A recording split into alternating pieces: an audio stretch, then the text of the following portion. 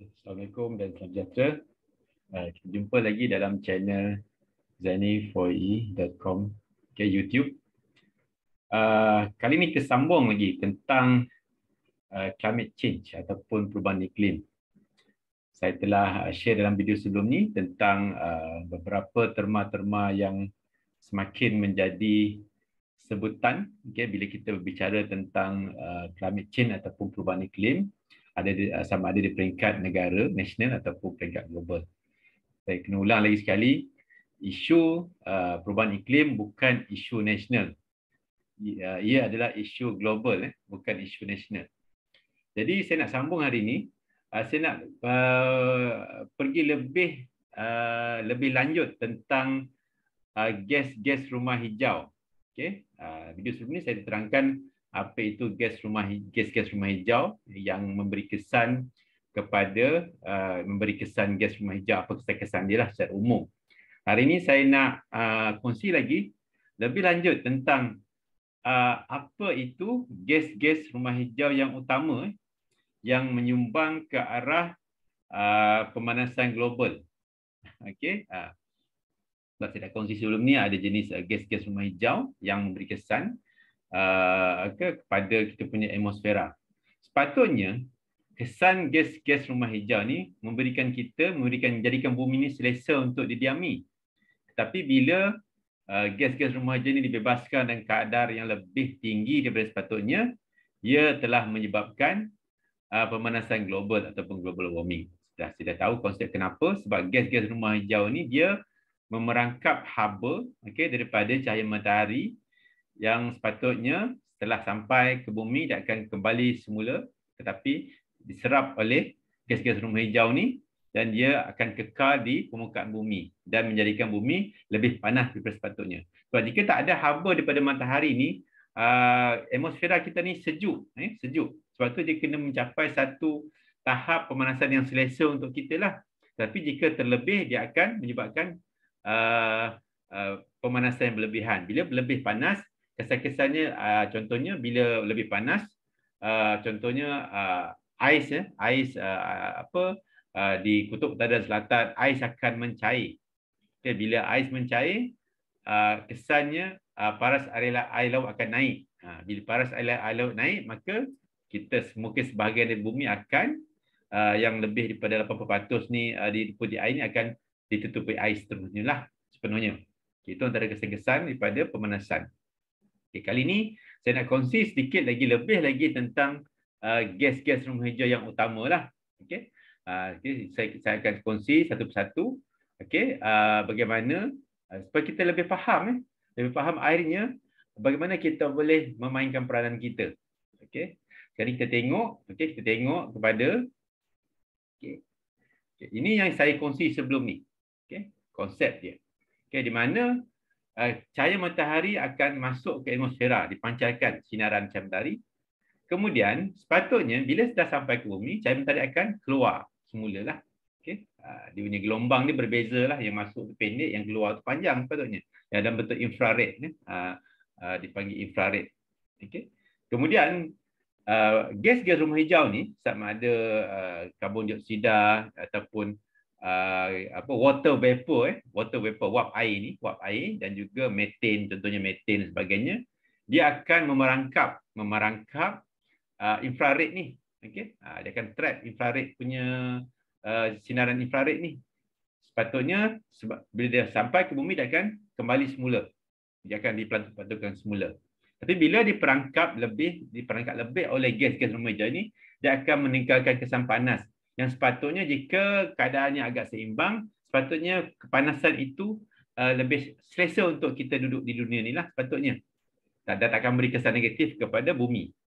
Tetapi jika berlebihan, yang diperangkap di sini kan, bila sinaran haba itu diperangkap, dia akan beri kesan lebih panas. So hari ini saya nak kongsi dalam video ni ialah apa itu, apakah sumber-sumber gas rumah hijau ni, di mana ia datang. So bila kita tahu di mana dia datang, kita boleh berfikirlah bagaimana kita boleh kawal pembebasan dia. Ini yang pertama lah. So inilah gas rumah hijau yang utama Okey, yang utama terdapat di atmosfera yang akan menyerap haba, okey, daripada matahari. Okey, yang sepatutnya dibebaskan, dia akan serap sebagainya lah.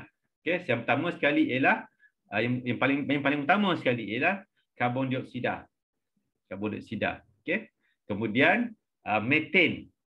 Okey, metan, gas metan. Kemudian gas nitrous oxide ataupun nitrous oksida, dan juga air sekali ialah wap air, wap air. Dia tak sama wap air dengan air ni. Bila air dalam bentuk gas dipanggil wap air. Okey, water vapor. Okey. Kita tengok yang pertama sekali. Yang pertama sekali ialah sumber-sumber, okey. Di mana datangnya karbon dioksida ni? Inilah sumber-sumber dia. Aktiviti manusia. Okey, berdasarkan data daripada IEA ni tahun 2018, okey. Sumber-sumber utama global sumber-sumber utama gas karbon dioksida ialah yang pertama sekali ialah sektor industri, terutamanya konkrit, steel dan aluminium. Okey. Sektor. Okey, yang utama sekali. Yang membebaskan karbon dioksida. Yang kedua, yang pertama sekali, minta maaf. Yang pertama sekali ialah sektor pengangkutan. Pengangkutan ni kita banyak menggunakan bahan api fosil, petrol, diesel dan sebagainya. Okay, dan dia melibatkan banyak pembakaran. Bila pembakaran berlaku, akan dibebaskan karbon dioksida. Kena ingat tu. Itu asas kita belajar masa sekolah. Kemudian yang kedua ialah tadilah industri konkrit, okey, industri pembuatan konkrit dan juga steel, okey, besi dan juga aluminium. Okay. Diikuti oleh sektor industri, okay, yang termasuk barang untuk bangunan, okay, gelas, okay, kaca, peralatan dan sebagainya, plastik, getah, kertas dan sebagainya, yang high intensive, yang energy intensive industri kebanyakannya. Okay. Itu yang kedua, yang ketiga. Kemudian satu lagi, okay, operasi bangunan. Okay. Operasi bangunan antara yang terbesar. Okay, operasi bangunan yang terbesar sebenarnya. Berdasarkan data 2018 ni ialah 28% operasi bangunan. Because operasi bangunan melibatkan penggunaan tenaga elektrik. Okay, tenaga elektrik, setengah bangunan, contohnya hospital dan gas digunakan, hospital dan juga hotel digunakan gas, okay, gas untuk boiler contohnya, okay, untuk buat air panas. Okay, so sektor bangunan bukan CO2 membebaskan karbon dioksida terbesar sekali. Okay, sektor bangunan. Okay, 28% diikuti oleh sektor pangkutan berdasarkan data 2018 ni, kemudian sektor konkrit, okay, steel dan aluminium, kemudian sektor industri yang intensif menggunakan tenaga dan juga yang lain-lain lah. Okay, so inilah sumber-sumber, okay, karbon dioksida di dunia, dan semua ni ialah melibatkan aktiviti manusia. Semua aktiviti ni untuk memenuhi keperluan manusia. Sebab tu bila kita berada di dalam semua sektor ni, contohnya pangkutan, industri, konkrit, steel, aluminium dan bangunan ni, setiap perbuatan kita tu jika kita gunakan, cara kita gunakan berlebihan, ia akan menyumbang kepada pembebasan karbon dioksida. Jika kita membazir menggunakan tenaga di bangunan contohnya. Okey. Jika proses kita di industri berkenaan ni tak cukup tenaga, contoh membebaskan lebih menggunakan lebih tenaga daripada sepatutnya. Contoh jika kita menggunakan kenderaan, okey, tak perlu kita masih guna. Maksud kita tak perlu, so kita bebaskan. So itulah aktiviti yang menyumbang kepada pembebasan karbon dioksida. Okey. Okey. Kemudian kita tengok pula metan. Metan ni juga ialah salah satu daripada gas rumah hijau. Apakah sumber-sumbernya? Di mana metan dihasilkan? Biasanya melibatkan proses semula jadi. Okay, ini adalah antara tempat-tempat di mana dia melibatkan proses biologi, di mana metan dibebaskan. Okay, contoh kat sini di mana di lautan, okay, gas hydrate, wetland, okay, termite emission, kita punya haiwan, okay, kebakaran hutan, okay, daripada sumber-sumber geologi, okay, pembakaran arang batu, okay, pembakaran oil dan gas, okay, tengok kat sini, okay, pembakaran arang batu, pembakaran oil dan gas, pembakaran di tempat-tempat pembuangan ataupun landfill. Okey, landfill di mana pembakaran dilakukan. Okey, kemudian pembakaran biomass, biogysim, pembakaran kita punya hutan dan sebagainya. Okey, akan membebaskan methane. Okey, dan sebagainya, banyak kat sini. Contohnya, so ini biasanya di proses semula jadilah. Dia melibatkan pembakaran dan juga proses semula jadi. Okey, contohnya perebutan dan sebagainya lah, dia akan membebaskan. Dia melibatkan proses biologi dan juga proses-proses aktiviti manusia seperti pembakaran. Setengah pembakaran berlaku secara semula jadilah, contohnya pembakaran hutan dan sebagainya. Okey, so ataupun hutan pun kita boleh clearkan secara semula jadi ataupun kita yang bakar hutan. So setiap proses ni melibatkan pembebasan gas metan. Gas metan ni yang merah ni ialah yang banyaklah. Okey, yang minimum, yang minimum. Okey. Ya, okey. Yang oren ni ialah yang maksimum. Okey. So inilah sumber-sumber metan berdasarkan IPCC tahun 2007. Okey, unit ni ialah here teragrams kat sinilah. Ini juga metan. So inilah sumber-sumber metan. So bila kita aktiviti-aktiviti ni berlaku, gas metan akan dibebaskan. Okey, gas metan ni akan ialah sebahagian daripada gas rumah hijau, dia akan juga menyerap haba daripada pancaran matahari yang sepatutnya pergi keluar semula daripada bumi lah setelah sampai ke bumi. Okay. Itu gas metan. Inilah sumber-sumber gas metan. Sebab tu jika banyak pembakaran hutan, banyak pembakaran hutan dan juga banyak-banyak, so dia akan melibatkan pembebasan banyak gas metan. Okey. Okey, kemudian nitrous oxide ataupun nitrous oksida. Di mana datangnya? Okey, daripada aktiviti pertanian. Contohnya kita gunakan baja, baja. Okey. Kita punya proses soil mineralization, okey. Sumber binatang, okey, and all that. Okey. So hasil buangan pertanian. Okey. So inilah hasil sumber daripada nitrous oxide. Sebab tu kita perlu contohnya bila kita menggunakan baja ni, okey, kita perlu ada satu somehow kita perlu ada kaedah pertanian yang mesra bumi lah. Jenis baja dan sebagainya lah. Sebab tu inilah semua sumber nitrous dioksida. Okay. Yang akhir sekali saya nak cakap tentang apa itu gas rumah hijau ialah water vapor, wap air. Okay. Wap air ni contohnya awan, okay, kabus, hujan, kemudian setengah salji dan sebagainya lah. Okay, sebab dikala dalam proses biasa, okay, dia dalam jumlah yang biasa, okay, ia akan mengekalkan bumi dalam keadaan panas yang cukupnya lah. Okay. Tetapi jika ia berlebihan, dia akan memerangkap haba, haba yang sepatutnya keluar daripada atmosfera selepas sampai ke bumi. Okay. Ini contohnya. So wap air juga ialah sebahagian daripada gas rumah hijau. Gas rumah hijau. Okay. Contoh di sini, okay, jika contoh climate, cuaca kan, feedback cuaca kat sini, okey. So jika lebih banyak, okey, lebih banyak, contoh ni awan kat sini kan, okey. Okey. Di kalau lebih banyak, bila lebih panas, dia akan simpan lebih banyak uap air di udara. Okey.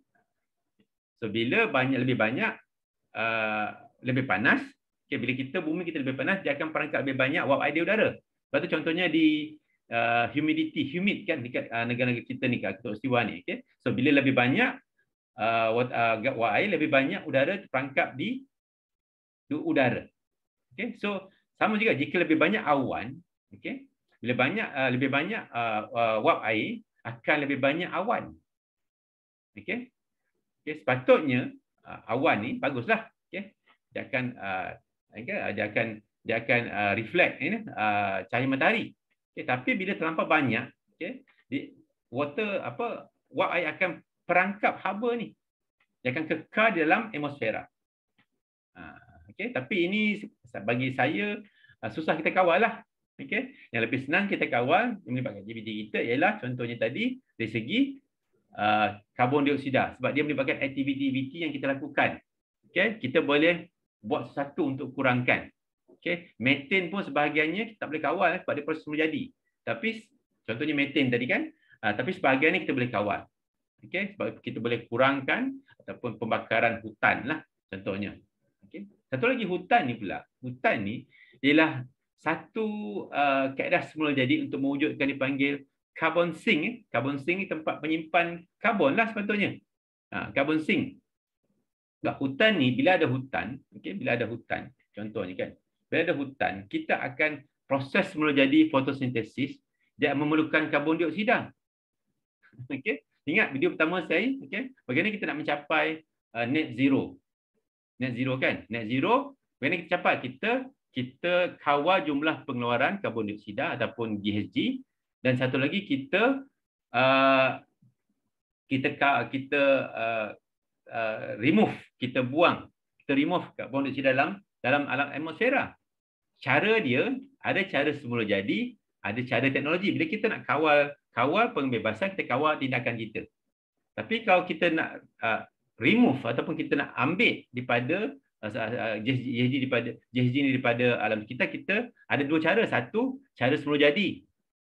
Cara semula jadi ialah dengan adanya hutan, daun. Bila ada daun, ada hutan, itu cara semula jadi untuk remove. Kita akan boleh ambil karbon dioksida contohnya, sebab dia proses fotosintesis memerlukan karbon dioksida dan akan membebaskan oksigen. Kan kita belajar sains kan? Satu lagi cara nak remove ialah kita boleh capture carbon. Kita ada teknologi untuk kita capture the carbon, the carbon. Carbon pula. Kita boleh tangkap, kita boleh tangkap carbon tu. We can capture the carbon. Ada daerah teknologi cara artificial lah, bukan semula jadi. Lepas tu daripada situ kita kawal pembebasan dan kita ambil remove from the atmosphere, kita boleh capai net zero ataupun carbon neutrality. Sebab tu bila kita buang hutan, kita akan juga mengurangkan bekalan oksigen dan juga kita mengurangkan sumber untuk mengambil GHG daripada atmosfera secara semula jadi. So kat sini saya nak kongsi pula sumber-sumber apa. Tadi kita dah bincang, kita dah kenal apakah itu gas-gas rumah hijau yang utama, iaitu water vapor, karbon dioksida, methane dan juga nitrous dioxide. Kemudian di peringkat global kan, peringkat global, apakah penyumbang terbesar gas-gas rumah hijau ni? Apakah penyumbang terbesar pembebasan gas-gas rumah hijau? Sektor mana yang paling banyak sekali? Tengok kat data ni kan, gambar ni. Sektor tenaga. Sektor tenaga sama ada di segi supply side, pembekalan tenaga dan juga penggunaan tenaga. Sebab pembekalan tenaga bergantung kepada permintaan tenaga. Kita perlu, sebab tu kita perlu tengok kedua-dua pihak. So sektor tenaga ni adalah sektor yang paling menyumbang kepada pembebasan karbon dioksida. Lebih daripada 70%. Di Malaysia sahaja hampir 80% daripada sektor tenaga. Sektor tenaga kena ingat dua, satu daripada pembekalan, satu daripada penggunaan. Sebab bila kita menggunakan pembekalan bergantung kepada penggunaan ataupun permintaan. Sebab tu jika kita membazir tenaga, contoh jika kita pengguna tenaga sama dari segi pengangkutan, dari segi industri, dari segi rumah, bangunan dan sebagainya, kita pengguna tenaga. Jika kita menggunakan tenaga lebih daripada yang sepatutnya, ataupun bahasa mudahnya kita membazir lah. Tak perlu kita guna juga lebih. Kita akan meningkatkan keperluan untuk membekalkan lebih banyak tenaga. Dan di dunia ni, pembekalan tenaga masih bergantung kepada bahan api daripada jenis fosil yang membebaskan, bila dibakar, dia akan membebaskan karbon dioksida. Yang pertama ialah sektor tenaga. Kita semua ni pengguna tenaga. Ada tak kita tak guna tenaga? Kita ni semua pengguna tenaga. So kita boleh lakukan sesuatu lah. Yang kedua, sektor agriculture, forestry dan land use. Hampir 20% ataupun lebih kurang 60%. Sektor industri, tadilah, industri dan juga sektor waste lah. So yang paling penting saya nak highlight kat sini, sektor tenaga. Sebab tu bila kita guna tenaga, sila ataupun please, please berhemah. Ingat, kita guna lebih, kita menyumbang kepada pemanasan global. Jika kita tengok kat sini, kita perlu ada karbon dioksida. Tapi peringkat mana? Setakat mana? Sebab tu kalau ikut ada graf ni, kita punya jumlah karbon dioksida di atmosfera semakin tinggi. Maksudnya lebih banyaklah gas rumah hijau. Bila banyak gas rumah hijau, okey, maksudnya akan lebihlah kesan pemanasan globalnya. Sebab lebih banyak haba diperangkap dalam atmosfera. Tengok daripada 1960 sampai ni. Sebabnya bila kita mula menjadi negara, dunia mula menuju ke arah perindustrian. Kita perlu membangun, tetapi kita perlu kekalkan pada tahap mana supaya kita lebih selesa. Kekal selesa untuk tinggal di dunia ni lah, di bumi ni. Di bumi ni. Ini sebab tengok contoh ni memang meningkat. Meningkat daripada sehingga tahun 2020. Meningkat. Okay. Karbon dioksida part per million unit je lah, ppm. Okay, so bagaimana? So kita sekarang, kita dah sampai ke hujung ni. Okay, untuk kali ni lah, untuk video ni. So apa yang kita boleh buat? Sebab di Malaysia, contoh di Malaysia, 1 kilowatt jam yang kita gunakan tenaga elektrik contohnya, okay, ataupun kita bazirkan, okay, berapa kilogram CO2 karbon dioksida yang kita bebaskan ke atmosfera. Ini ialah dia punya conversion factor. Maksudnya kat sini, di Peninsula, pada kalau ikut data terkini yang kita ada 2016 ni, okay, 1 kilowatt jam yang kita bazirkan atau yang kita gunakan, okay, sama dengan 0.667 kilogram karbon dioksida dibebaskan ke bumi. Itulah. Di Sabah, okay, 0.551 kilogram setiap kilowatt jam, dan di Sarawak lebih rendah lah. Kenapa rendah? Kenapa berbeza? Sebab ini untuk tenaga elektrik. Ini untuk tenaga elektrik. Sebab okay, sumber penjanaan tenaga elektrik untuk setiap di Peninsula, di Semenanjung, di Sabah, Sarawak berbeza. Okay. Di Semenanjung lebih tinggi sebab di Semenanjung masih lebih tinggi menggunakan gas dan arang batu. Arang batu dan gas hampir sama banyak. Tetapi di Sabah lebih banyak menggunakan gas. Gas lebih kurang. Okay, CO2, pembebasan CO2 daripada arang batu. Sebab tu di Semenanjung lebih tinggi berbanding dengan Sabah. Sarawak pula, Sarawak lebih banyak menggunakan hidroelektrik, renewable energy. Sebab tu dia punya faktornya lebih rendah berbanding di Sabah dan juga Semenanjung. Sebab bahan api yang digunakan untuk menjana elektrik berbeza. Itu sebab kenapa berbeza. Saya punya point dekat sini ialah, okay, ingatlah, okay, kita boleh menyumbang ke arah mengurangkan, okay, ataupun meminimumkan ataupun mengelakkan pembebasan gas-gas rumah hijau yang berlebihan. Itu saya punya key point saya. Okay. Tujuan saya share video ni lah sebenarnya. Okay. Sebab saya nak highlightkan tujuan saya kongsi sebenarnya supaya kita nampak kita, dan pada masa sama kita juga ada peranan yang kita boleh mainkan. Itu tujuan saya. Okay. Untuk kesedaran lah. Sebab setiap kali kita membazir, setiap kali kita, contoh kita nak memandu kereta, kita gunakan petrol. Okay. Bagaimana kita nak, saya tak kata kita tak perlu memandu, tak. Okay. Tapi bagi saya, kita perlu fikirkan option yang ada.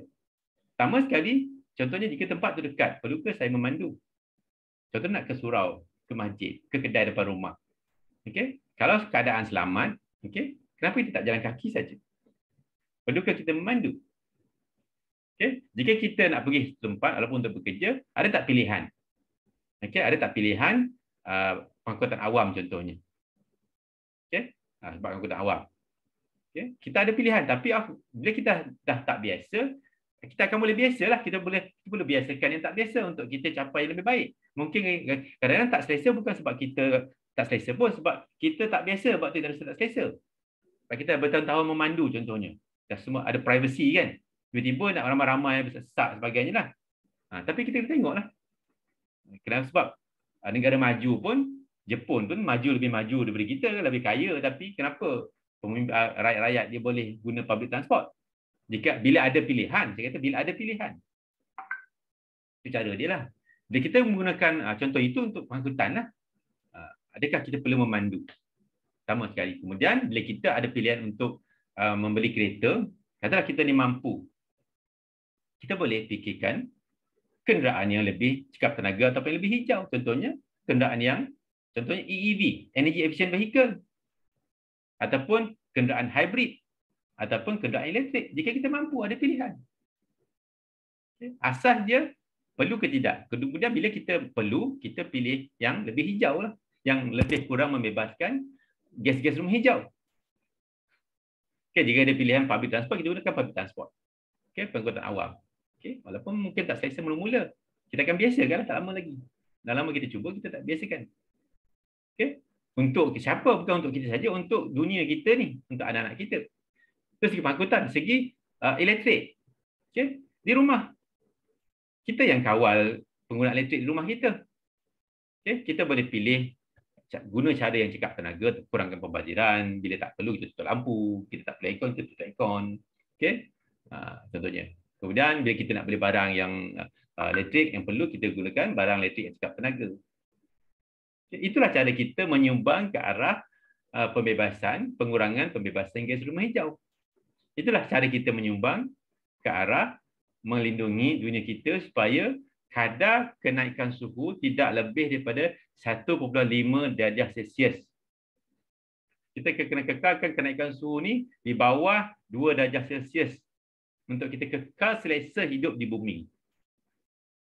Okay, sebab tindakan kita hari ini kesannya bukan sekarang, kesannya mungkin anak kita, cucu kita, mungkin kita pun, mungkin kita ramai kita masih muda lagi ni. Okay, nak hidup lama lagi insya-Allah 20 tahun lagi, 30 tahun lagi. Okay. So itulah tujuan saya mengkongsi ini. Pertama sekali kita dah kenal, okay? Kita dah kenal apa itu gas-gas rumah hijau, okay? Di mana setiap gas rumah hijau ni datang, apa sumber-sumbernya, dan setengah sumber tu melibatkan aktiviti-aktiviti yang kita terlibat secara langsung dan tidak langsung lah. Okay? Sama ada kita sebagai pekerja industri, kita sebagai pemilik syarikat dan sebagainya, kita menyumbang. Okay?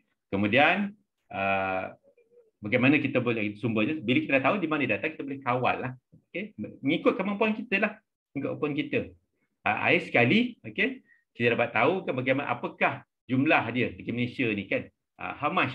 1 kWh berapa gas karbon dioksida yang kita kena pasti. Yang kita boleh kita akan bebaskan ke atmosfera. Akhir sekali saya nak ulang, okay, apa yang kita boleh buat untuk menyumbang. Itu yang paling penting. Okay. So, saya rasa takat itu sajalah, okay, untuk saya punya perkongsian kali ini. Kita dah kenal gas-gas rumah hijau yang utama. Ada banyak lagi yang ada 7 sebenarnya. HFC, CFC, okay, macam-macam lagi lah, PFC dan sebagainya. Tapi itu melibatkan, mungkin kita susah nak kawal sebab bukan melibatkan industri dan sebagainya lah. Okay. So, jadi sebenarnya supaya kita ingat, okay, dunia kita satu saja. Kita kongsi satu langit, okay? Kita kongsi satu bumi, kita kongsi satu dunia. Okay? So, apa tindakan kita akan berkesan kepada dunia kita. Okay? So, look forward lah, think about our future. Okay? Dan kita pinjam keselesaan daripada anak-anak kita. Okay? Kita pinjam supaya dia boleh guna akan datang. Yang kita ambil buat dia macam kita guna. Okay? So with that, thank you very much for watching. Boleh sebarkan dan sampaikanlah jika bermanfaat. Okay? Terima kasih. Okay. Assalamualaikum warahmatullahi wabarakatuh dan salam sejahtera.